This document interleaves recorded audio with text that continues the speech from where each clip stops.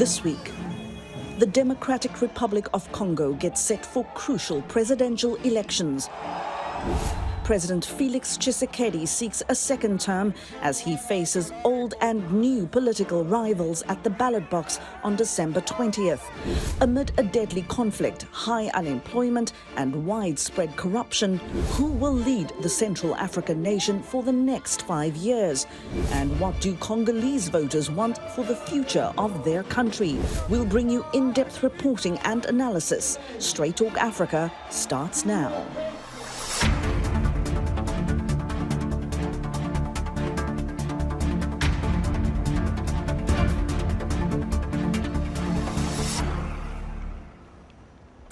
Welcome to Straight Talk Africa, coming to you from VOA's headquarters in Washington. I'm Hayde Adams. A warm welcome.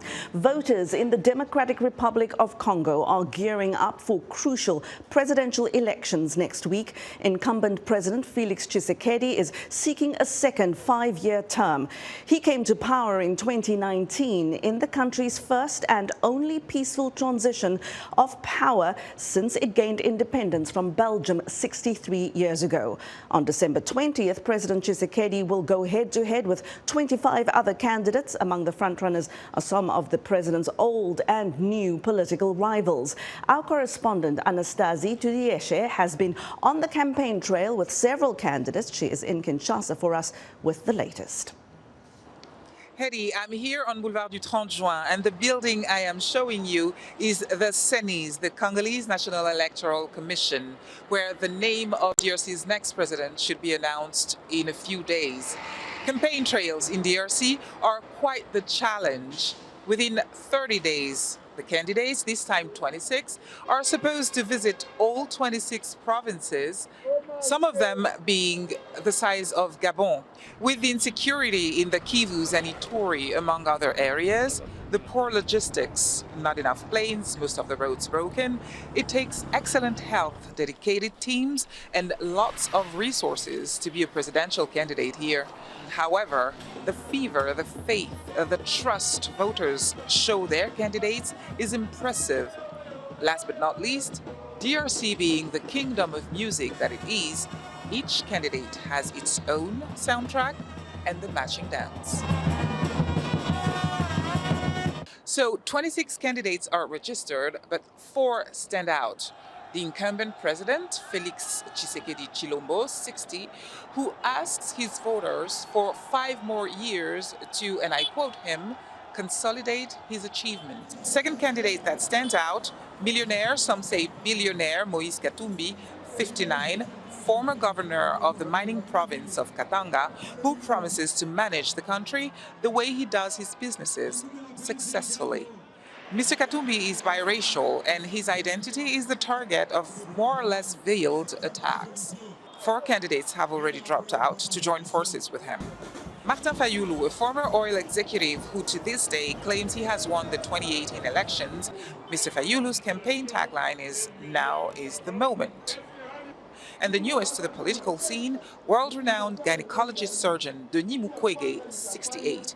His promise, fix and heal the Congo. Haiti, not 1, but 3 main issues are discussed during this campaign: the economy, the insecurity, and youth education. Haiti, one thing Congolese people are obsessed with is unemployment. Everyone I have spoken with while on the campaign trail has shared their hope for their candidate to bring them good jobs. Now, do people trust the election process? Some do, some don't. Like this group of Congolese civil society activists who have launched Capita, a self-financed election observation mission in Kinshasa. They say they fear frauds and want to monitor the votes on election day by asking volunteers to take pictures of the results posted at polling stations and centralize them in an application. Other voices say the elections are unlikely to happen, citing the size of the country and the Electoral Commission logistic issues. One thing is for certain as we speak, the electoral campaign here in DRC is still going strong. Anasthasie Tudieshe for VOA News, Kinshasa. Well, that's our colleague Anasthasie Tudieshe. They're doing some excellent reporting for us from Kinshasa in the Democratic Republic of Congo. Well, we're going to take a short break here, and when Straight Talk Africa returns. Contenders in the DRC's upcoming election are in the final stretches of campaigning. Who will lead the Central African nation for the next 5 years? My guests are standing by. We'll discuss all of that after the break. In times of change, when the world seems uncertain and what we hear doesn't reflect what we see, we seek the truth. When we are told only part of the story, we lose trust. In moments of crisis, our dreams, hopes, and wishes for a better tomorrow depend on a free press. At Voice of America, we bring you the stories that people take risks to see. We connect the world and unite it with truth. At Voice of America, we show you the whole picture.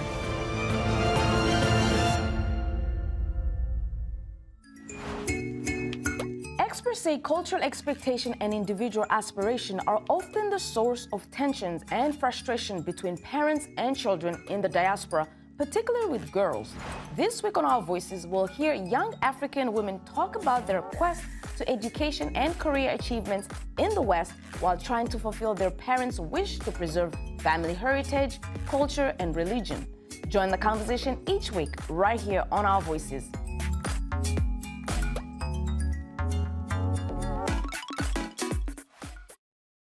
You're watching VOA's Red Carpet. My name is Jackson Vunganyi. Thank you so much for joining us each week. Right here on Red Carpet, we bring you the latest in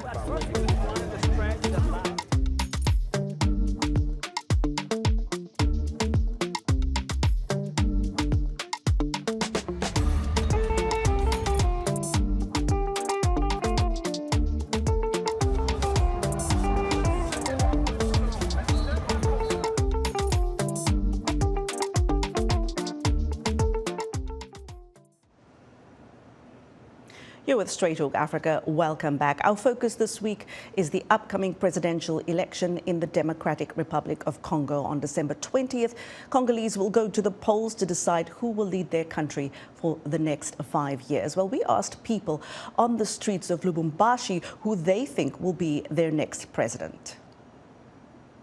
My candidate is Felix Tshisekedi, the best candidate. He's 100% a son of the country. I choose him because I'm happy with everything he does. Among the 24 candidates, I've only seen one worthy, Moïse. He's got it, you know. In any case, he's helping others, you understand. I've never seen a president like Moïse Katumbi. For those who say Katumbi is not Congolese, would he have been a governor of Katanga for 8 years had he not been Congolese? He is Congolese. He is our president. We want to support him and vote for him so that Congo can experience change. What do I expect from Felix Tshisekedi? Subcontractors' jobs. We're unemployed. We struggle to make the ends meet and put food on the table day in and day out. In terms of President Tshisekedi's achievements, first of all, I'm a father of 8, so I struggle to pay their school fees. But now, thanks to free education, 5 of my children are studying. Also, as far as transportation is concerned, the railway had been neglected. But today, we have new locomotives, meaning better transportation. The positive aspects in his record are that we now have free education. We also have the Francophone games. As for the war in the eastern part, well, it's a war that really encompasses a lot of problems. It cannot end within a couple of years. He needs to be given another chance to complete what he has started. well, Congolese there in the second largest city in the country, Lubumbashi, telling us who and what will be top of mind for them when they go to the polls on December 20th. Well, to help us understand what is at stake in the upcoming presidential election in the DRC, I'm joined here in studio by Jean-Paul Ruhosha. He's the executive director of CongoToday, a group that helps advocate for peace and reconciliation in the DRC. And joining us from Princeton, West Virginia, is Dennis Matanda. He's a trade and investment analyst and the CEO at Morgenthau Stirling. He's recently returned from the DRC. Gentlemen, a warm welcome to both of you. And, Jean-Paul, I want to start out with you. And the first question I want to put to you is the theme of our show today. What is at stake in these elections in the DRC? And is the country ready to hold these elections? Well, it's a time of it. It's after 5 years, always we have to have election. The term and the mandate of President Tshisekedi has get to the end. That's number one. Number two, are we ready for that? That's a good question. Are we set logistically? The information I have, it's not ready yet. I actually just spoke to people from CENI. They told me that they haven't distributed every material in every city that we have. As you know, Congo is a very huge country. The infrastructure terms, it's not ready yet. You cannot distribute everything in these 7 days that we have. Another question is, the CENI, which is Commission Independent of Election, are asking the government, the president, to give them 10 helicopter or airplanes that could distribute the material in every city of Congo, which is, it's scary to me. It's scary that logistically it's almost impossible. But Jean-Paul, why is the country not ready? I mean, you just said 5 years. Everybody knows the election's supposed to come up in at that particular time. How is it that the country is not ready, and who does it benefit when the country isn't ready for an election? And nobody should benefit. Actually, democratically, they should have, election should happen. It should be ready for that. Unfortunately, the government did organize the elections on a time. Tshisekedi was busy with different other stuff. I don't think he had time to organize it. The good question is, who benefit out of it? I don't see anybody who benefit in it. The country should be moving as it should move. We should have election on a time. But looking the way it is, even if it happens, they could force it happens, but it won't be clean one. It won't be fair. It won't be, everybody won't vote. Going to that, also, look what's happening in Eastern Congo. There is a war everywhere. North Kivu and the South Kivu. How those people are going to vote? How are you going to get those things? That was one of the questions I had for you. How do you organize it? And we'll come back to that a little later on. Dennis Matanda, I want to get your take here. The DRC is, of course, the size of Western Europe. It's been independent from Belgium for more than 60 years now, 63 in fact. It has the world's largest deposits of copper, lithium, cobalt. 4/5 of the world's cobalt lies beneath the land in that country. That's a critical component in the batteries of electric vehicles, electronic devices. Yet this is one of the poorest countries in the world. Out of over 110 million people, 60 million live on less than $2.15 a day.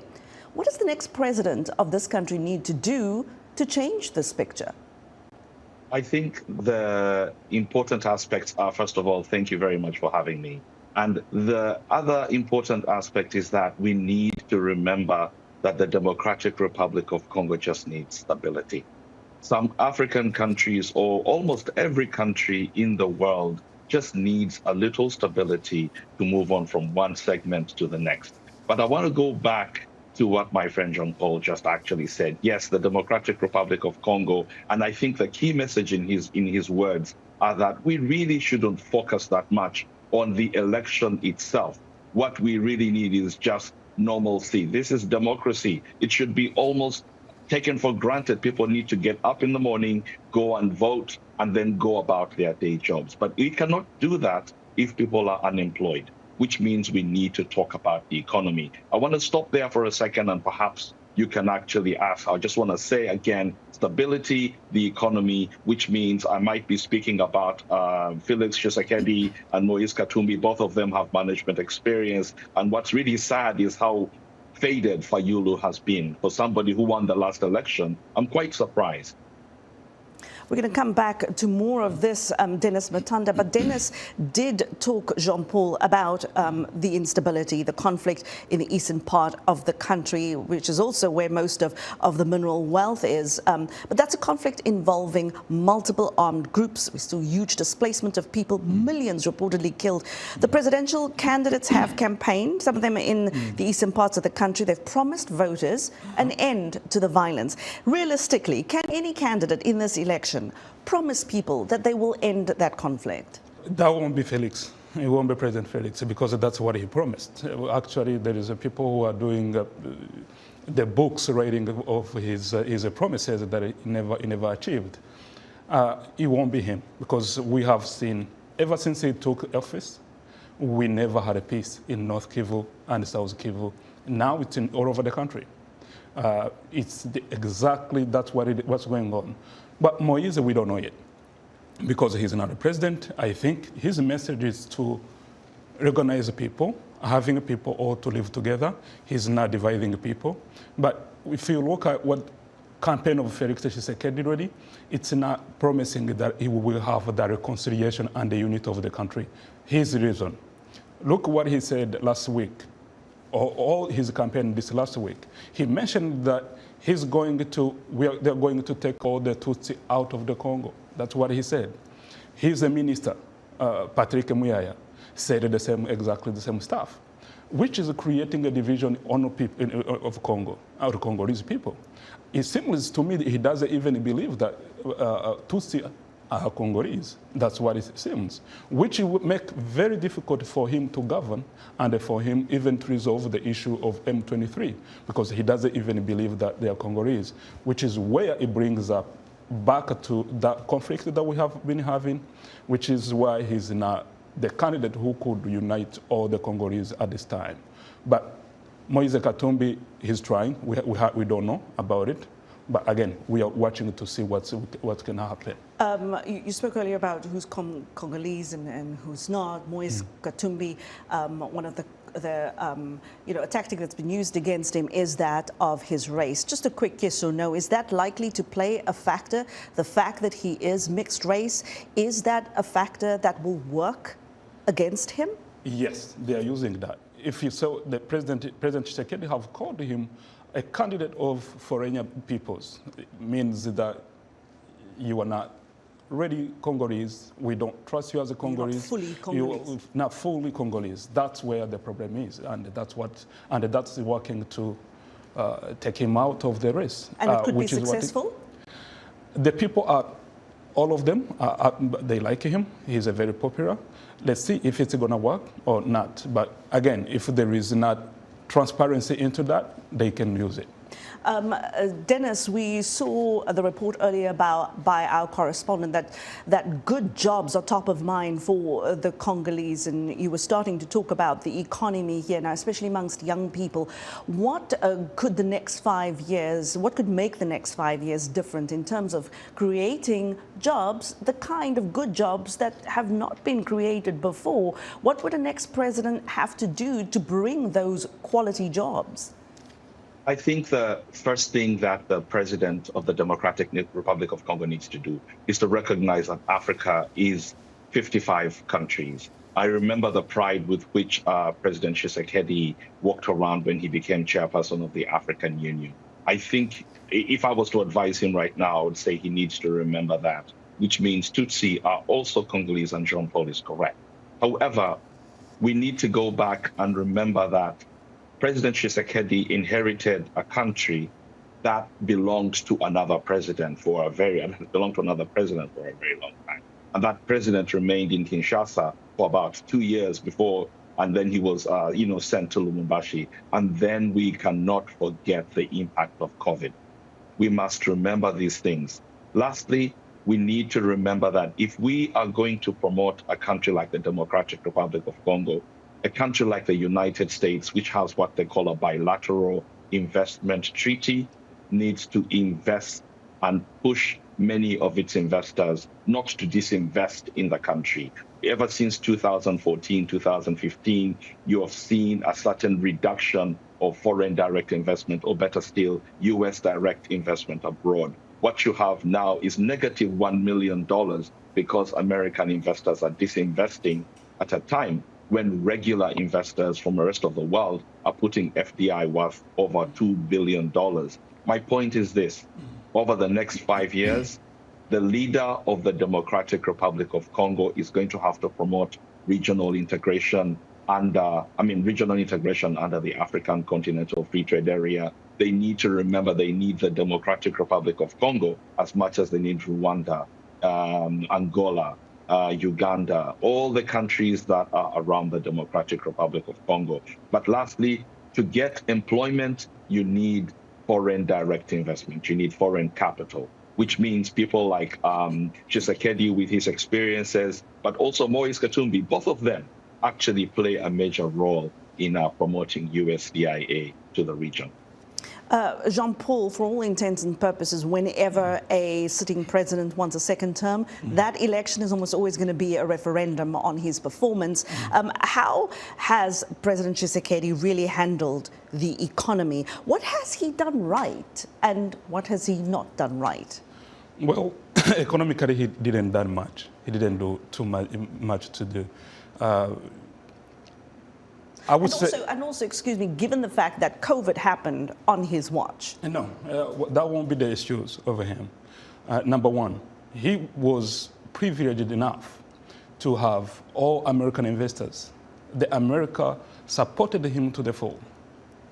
He should be able to get all these investors to come to invest in the country, which will create a job and the economy.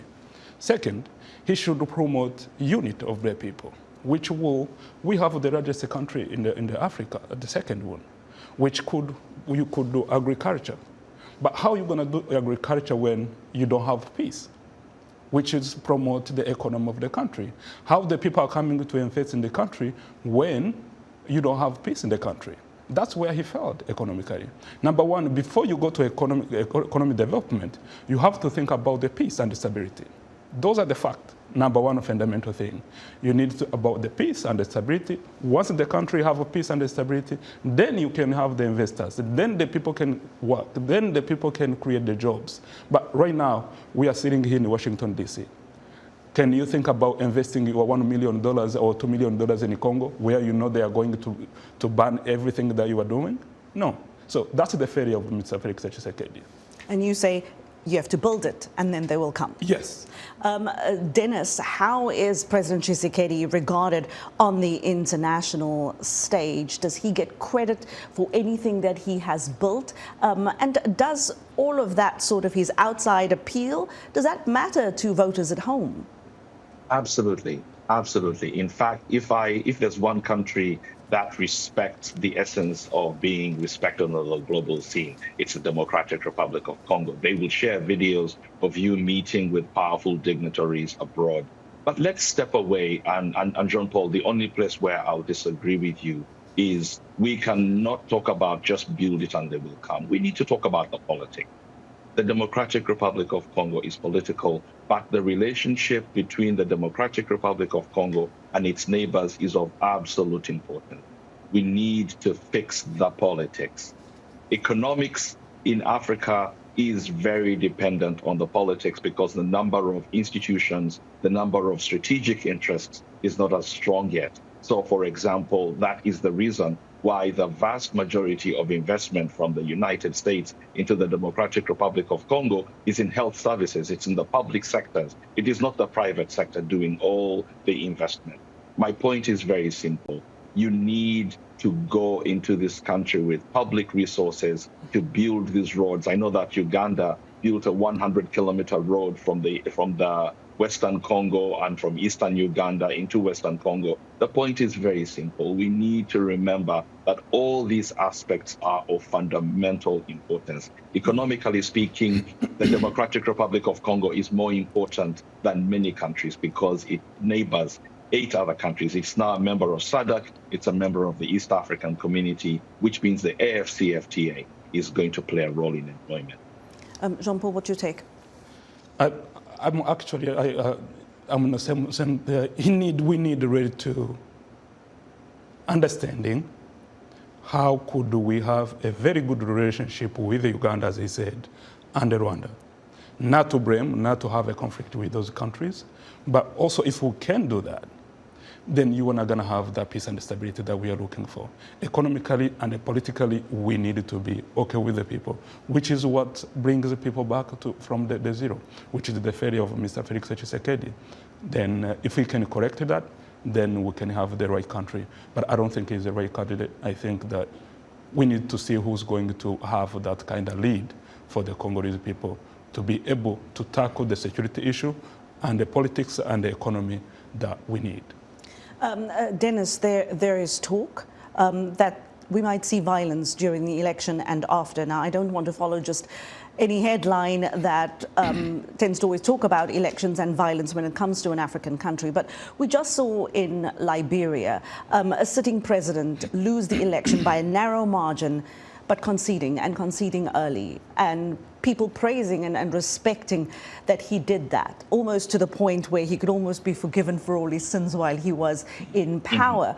But are there circumstances, or is there anything that could really trigger any violence this time in the Democratic Republic of Congo? What would the circumstances have to be for that to happen, and what would the circumstances have to be for that to not happen?